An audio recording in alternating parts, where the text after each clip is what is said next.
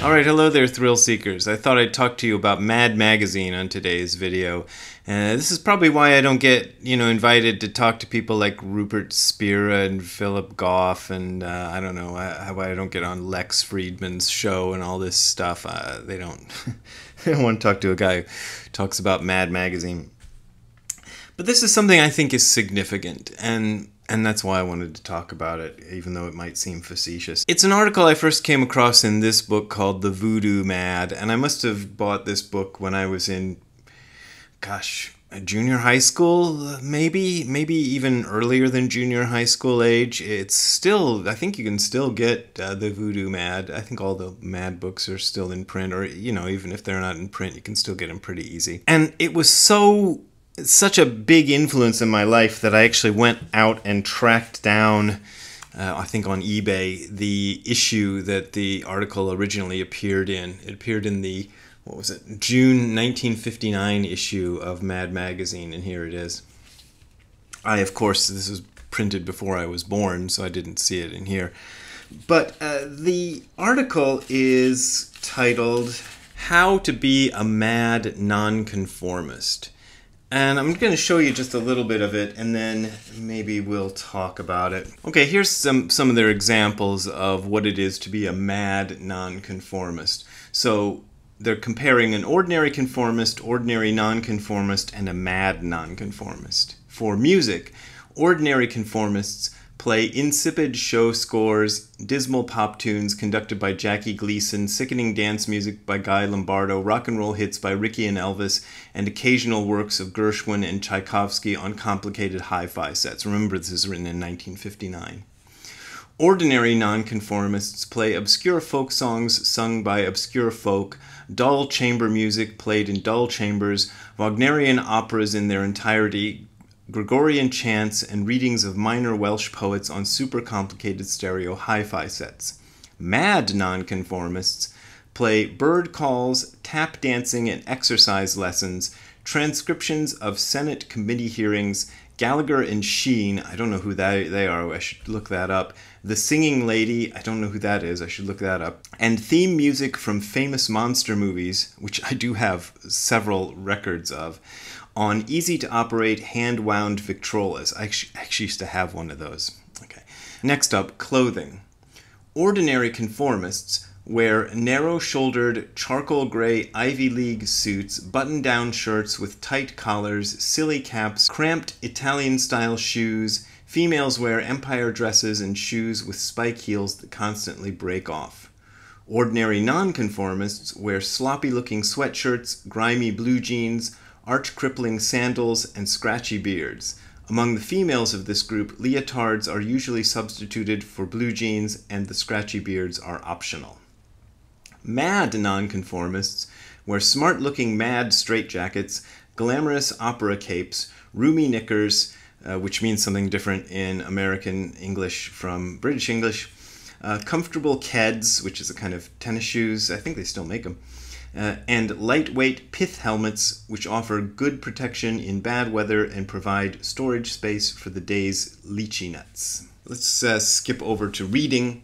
Ordinary conformists waste time reading banal bestsellers, trashy whodunits, dull popular magazines, sensational daily newspapers, and commuter timetables. Ordinary nonconformists go for childish science fiction novels and scientific magazines, arty paperbacks, boring literary journals, and anthologies of avant-garde poetry. Mad nonconformists read the Roller Derby News, the pre-Civil War Congressional Record, old Tom Swift books, and back copies of classified telephone directories. And there are a couple more examples, and they're pretty funny, so you can go probably on, I don't know, some online bookseller and find a copy of Voodoo Mad if you want to read the rest of them. Or maybe you can find a copy of the 1959 issue of Mad, or the June 1959 issue of Mad Magazine, which also contains, interestingly, an article about the future of credit cards, in which they're predicting a future when credit cards will be used to pay for things like parking meters, taxi cabs, buses, Let's see, hot dog vendors. Yeah, they really, Mad Magazine got a lot of things right. But anyway, that's not the point. The point of this video is that I think in order to truly understand what Zen is all about, you kind of got to be a mad nonconformist. And the ordinary conformist and the ordinary nonconformist are never gonna get it. Not in its entirety. The ordinary conformist, the best they're going to get out of Zen is they're going to kind of follow along if it's trendy. You know, if it's the in thing that all the hip kids in town are doing this week, they might get into it. They might get a copy of whatever the most popular Zen book is, or they might get the something on their t-shirt, or they might get a little Buddha head to put outside their house or inside their living room or whatever, or some statues, and they might say Zen, you know, in there every once in a while to try to prove that they know what's going on, but they won't get it, they won't understand it. The ordinary nonconformist is what I think makes up most of Zen in America for sure. I'm not so sure about Europe. Europe seems to be a little better than the US, I think. But most of what I see in American Zen is made up of the ordinary nonconformist. And that's the person who kind of goes along. They're a kind of conformist who conforms to the other sort of thing that the other people are conforming to, you know. So they're a kind of alternate conformist, you know. So they're into the thing that is not exactly what the mainstream is into, but it still has to be kind of approved by somebody.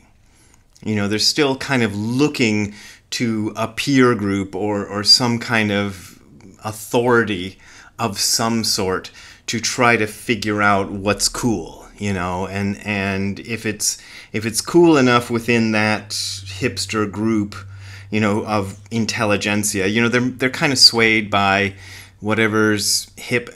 Probably these days they're looking to TikTok or maybe even YouTube or places where they're informed what is hip and cool, you know, and that's what they like. And if it's approved, then they'll like it, and if it's not approved, they won't like it. But they're not kind of able to see for themselves what's good without having some kind of seal of approval put on it. The sort of mad nonconformist, as Mad Magazine presents it, is somebody who is able to kind of see for herself or himself what's real. And I think that that's an important aspect of Zen.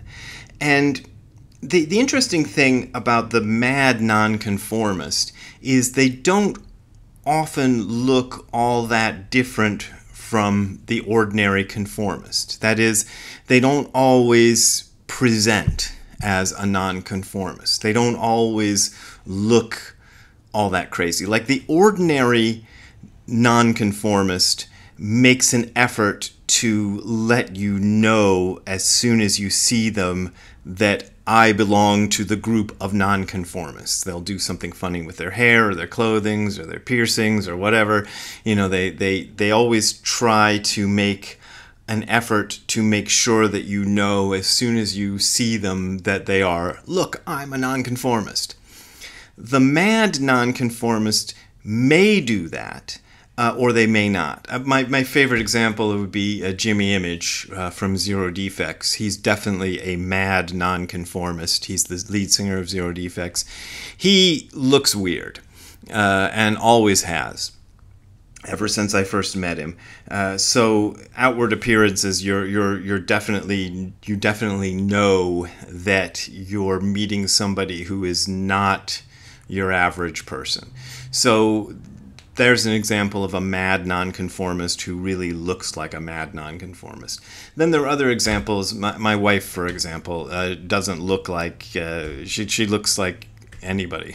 I mean, she doesn't go out of her way to look outrageous or dress outrageous, but she is internally. I think it's something about kind of an internal sort of weirdness. This is the way I think of it. I'm sorry, some people think weird is a bad or pejorative term, like a negative term, but I don't think it's a negative term. It's somebody who's deeply internally weird, and they can't help it. They can't do anything about it.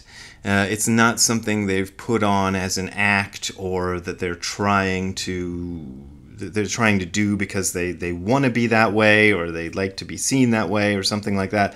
They're just that way because they can't fit in even if they tried. This is always my problem in life. Even in the times in my life when I have tried to fit in, I can't do it. When I've tried to fit in with punk rock, I couldn't fit in with punk rock. When I tried to fit in with Zen, I couldn't do it.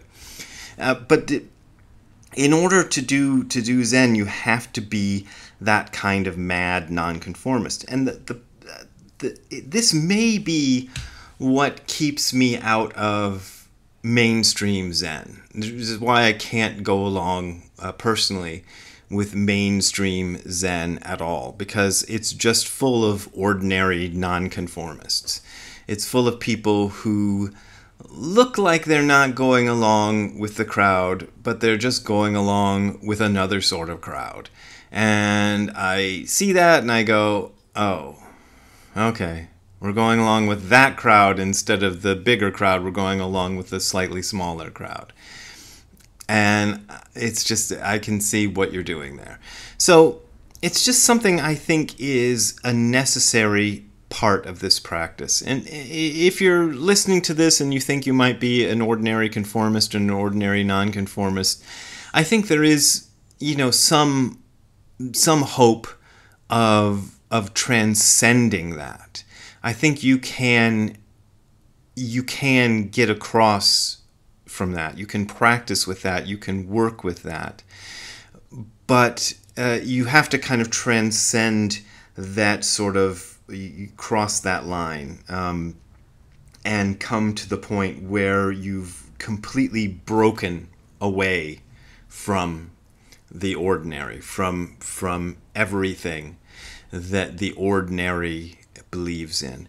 And I think you can, if you look at the literature of the really good Zen people, Dogen, for example, or even some of the Advaita people I like Nisargadatta Maharaj, you can look at them and you can see them saying this. You can see that they're saying you have to truly, deeply break away from the norms of society. You have to really break free of that completely.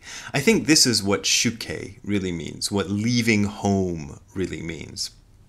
Leaving a home is kind of usually interpreted very literally. Like leaving home means you leave your home and join a monastery. So that's the very literal meaning of home leaving.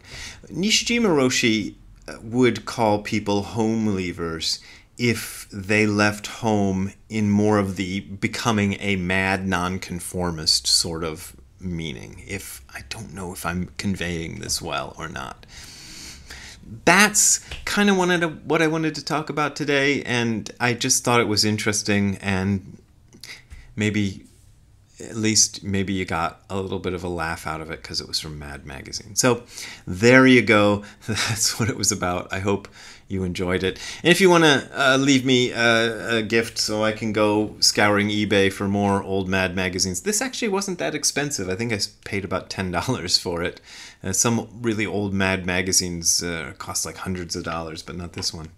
But if you wanna leave me some money, some donations, you can go to the URL. That's how I make my living, by the way. You can go to the URL that you're seeing on the screen below, which is hardcorezen.com. ziggy.info/donate. That is hardcore zen. .info/donate. Like I said, that's how I make my living. So I appreciate your support. But if you don't want to support me, you don't have to. So because I offer this for free. Oh, getting all confused. We will see you next time. Have a good time all the time. Bye. Ziggy does not like garbage trucks, and they come every Monday morning, and today he refused to go out on his walk because the garbage trucks, they had already been there, but he saw the garbage cans outside and refused to go outside on his walk today. Alright, Ziggy, we'll see you later.